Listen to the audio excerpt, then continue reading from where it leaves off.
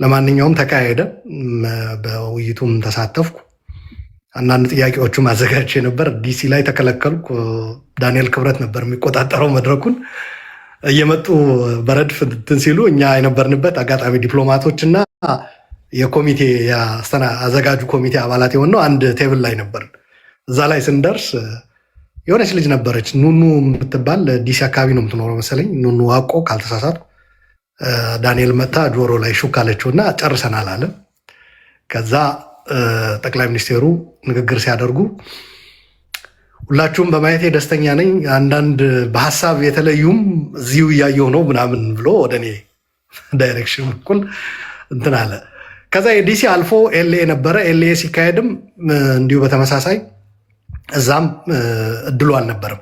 ሚኒሶታ ሲደርሱ ግን እነ ጃዋር ነበረ የማዘጋጀት እንትኑን የተረከቡት።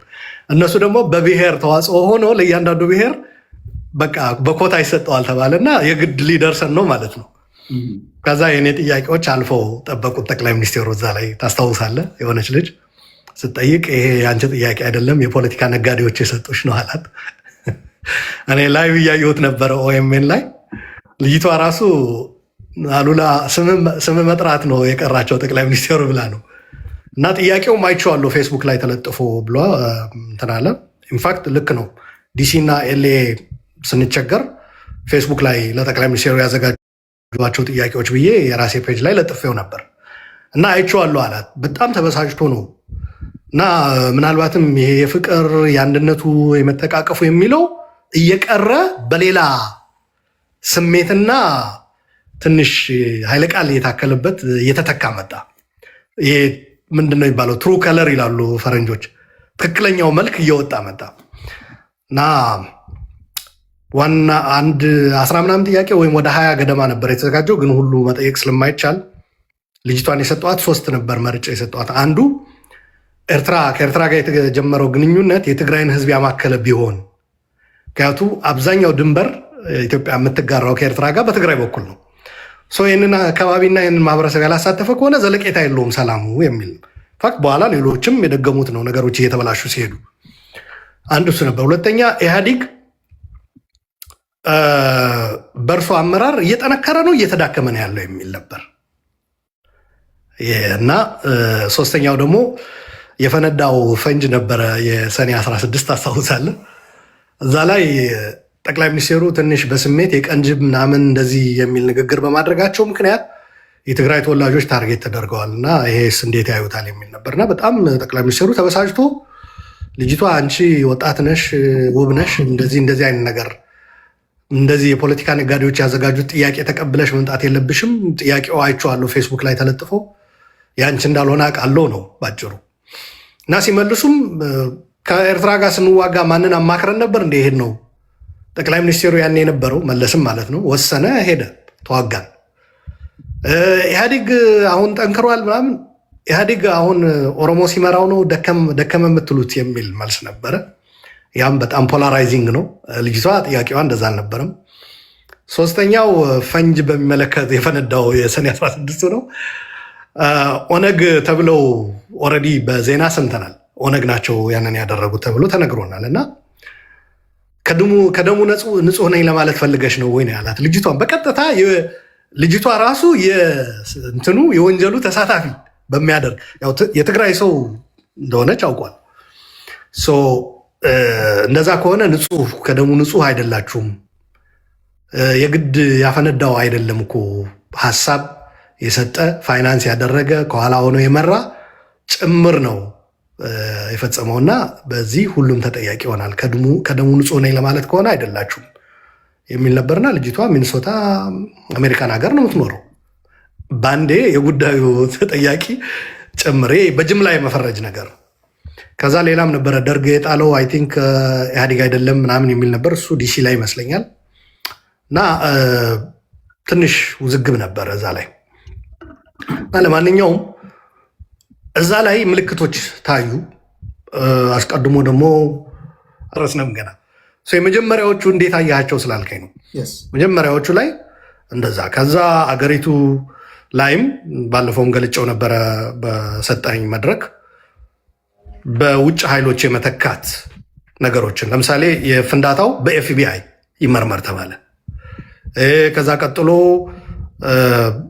ሻዕቢያ መግባቱ ያው አቶ ኢሳያስ በሚሌኒየም አዳራሽ ኢሱ እየተባለ እየተጨፈረ ምናምን ተገባ። ከዛ ገቡ። አቶ ኢሳያስም መድረኩ ላይ የጋራ ጠላቶቻችን በጋራ እንመክታለን የሚል ንግግር አደረጉ። ይህ በግልጽ መልእክቱ ለመቀለ ነው። ቲፒኤልኤፍ ጌም ኦቨር።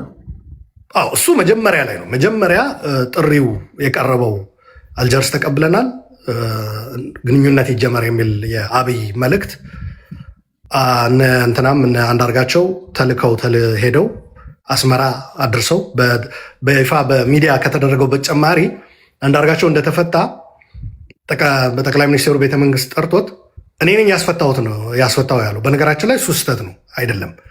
እኔ ነኝ ያስፈታው እንዴ! ይህ እኮ ትልቅ ውለታ ነው። እንዲያውም አስፈታው ብቻ አይደለም አይፈታም ብለው ህወሓቶች በተለይ የደህንነት ኃላፊው እኔ ስልጣኔ እለቃለሁ የማትፈቱት ከሆነ የሚል እኛ ያኔ ስህተት እንደሆነ ይሄን እናውቃለን። አንዳርጋቸው አሁን ውሸት መሆኑን አረጋግጫለሁ ብሎ ተናግረዋል ሰሞኑን።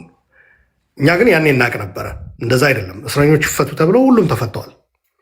በኢህአዴግ ደረጃም ነው የተወሰነው። ያኔ ለማርያም ከመውረዳቸው በፊት እስረኞች እንዲፈቱ አራቱ የኢህአዴግ እንትኖች መጥተው ማዕከላዊ እንዲዘጋ እስረኞች እንዲፈቱ ሁሉ ይሄ ወስነዋል። ኃይለማርያም ጠቅላይ ሚኒስትር እያለ ማለት ነው። እና በእንደዛ ሂደት የተፈታ ሰው እኔ ስልጣን ለቃለሁ ብዬ ነው ያስፈታው ሲለው፣ ግን ለዚህ ለሰራውልህ ውለታ ለዋልኩልህ ውለታ ከኤርትራ ጋር የተሻለ ግንኙነት ያላችሁ እናንተ ግንቦት ሰባቶች ናችሁ ከአቶ ኢሳያስ ጋር ከአቶ ኢሳያስ ጋር አገናኘኝ የሚል አሳይመንት ሰጠው። ይሄ አንዳርጋቸው የኤርትራ ማለት ከቤተ መንግስት አግኝቶ ምን አወራችሁ ተብሎ በዜና በደዊ ሲጠየቅ ቢቢሲ ሃርቶክ ላይ ሚስጥር ነው አልነግርሽም ወደ ያወራ ነው አንድ ሰዓት ተኩል ምናምን ይሆናል። የማቀራረብ ሚሽኑ ሰጥቶኛል ብለዋል። እሱ ሰጥቶኛል አላት። ሚስጥር ነው እያለ ግን የተወሰነ ነገር ተናግሯል። አልነግርሽም ሚስጥር መጠበቅ ስላለብኝ አላት። ግን እኔን ለማስፈታት ስራውን እንትን እንዳለ ሲላት ከምርህ ነው አለችው። ጭራሽ ስራውን ለመልቀቅ ስልጣኑን ለመልቀቅ ሁላ እና አቶ ኢሳያስ ጋር አቀራርበኝ ነው ያለኝ።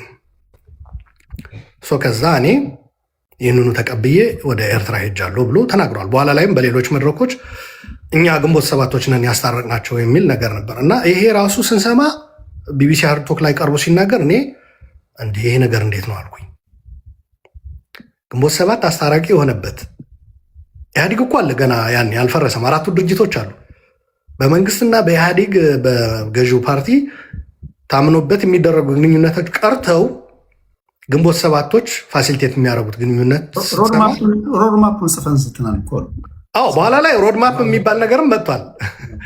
ሮድማፕ እኛንን የሰጣ ነው አሉ የኛ ነው የሚል በኋላ እንደሰማሁት ከሆነ አስመራ ደሞም ዶክመንት አዘጋጅተው እንደሰጡ ተናግረዋል። ከዛ ጅዳ ላይ እና አቡዳቢ ላይ ተካሄደና ሌላው የጥርጣሬና ሽግግሩ መጥፎ እንደሆነ የሚያሳየው ምልክት ደግሞ ይሄ የተፈራረሙት ውል ምን እንደሆነ ውጭ ጉዳይ ሚኒስቴርም አላውቀውም አለ። ወርቅነህ ገበየሁም አያውቀውም። በኋላ ላይ የመጣውም ገዱም ደመቀ መኮንንም አያውቁትም። ፓርላማ ላይ ቀርቦም ውይይት ተደርጎበት አልጸደቀም። ዩዥዋሊ የውጭ ግንኙነት ሲደረግ ወደ ፓርላማ ይቀርባል።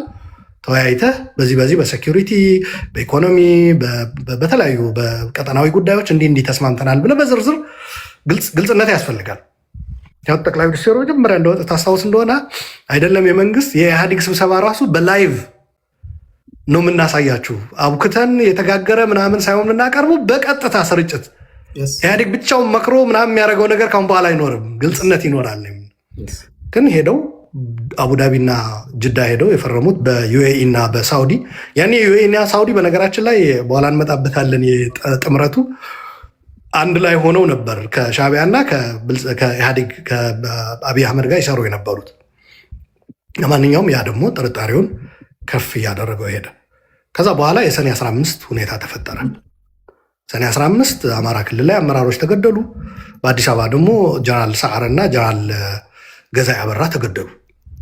ይሄ የባሰ መጠራጠርና እንትኑ ሄደ እና ትረስት በጎደለ ቁጥር እኔ መጀመሪያም ትረስት አልነበረኝም እንዳልኩ እነዚህ ነገሮች ሲታከሉበት ይሄ ነገር ተበላሽቷል የሚል ነገር ያዘ። ከዛ ምን መጣ? የእነ ሃጫሉ መገደል ተከትሎ እነ ልደቱ እነ ጃዋር ታሰሩ። ከፍተኛ የሆነ በኦሮሚያ ላይ ከፍተኛ የሆነ እንትን ተወሰደ፣ እርምጃ ተወሰደ። ሰዎች ተገደሉ። ኃይለኛ ብጥብጥ ተከሰተ። እስረኞችም ካሁን በኋላ ሳናጣራና ስም ምናምን የሚለው ቀርቶ የፖለቲካ እስረኞች በኢትዮጵያ ተፈጠሩ። የትግራይ ተወላጆች ከዛ በፊት ዶክመንተሪ ትግርኛ ተናጋሪዎች ተብሎ ወደ እስር ቤት ተወረወሩ። የሜቴክ በኮራፕሽን የደህንነት ሰዎች ደግሞ በሰብአዊ መብት ጥሰት እንዲያንጠለጠሉብን ተከላይ የሚባል ፀጉሬን በጥይት አድርጎ ላጨኝ የሚል ስንት ቀን ነው። አንዱ ደግሞ ቁልቁል ተደፍቼ በህይወት ተገኘዋል። ሐኪሞች ስጠይቅ እኔ ያኔ ሜዲካል ዶክተር የሆነች አንዲት ትግራዊት እህታችን ስትነግረኝ የሰው ልጅ ከ3 ሰዓት በላይ ነው ምናምን እንደዚህ ነው ያለች፣ ሊቆይ አይችልም በህይወት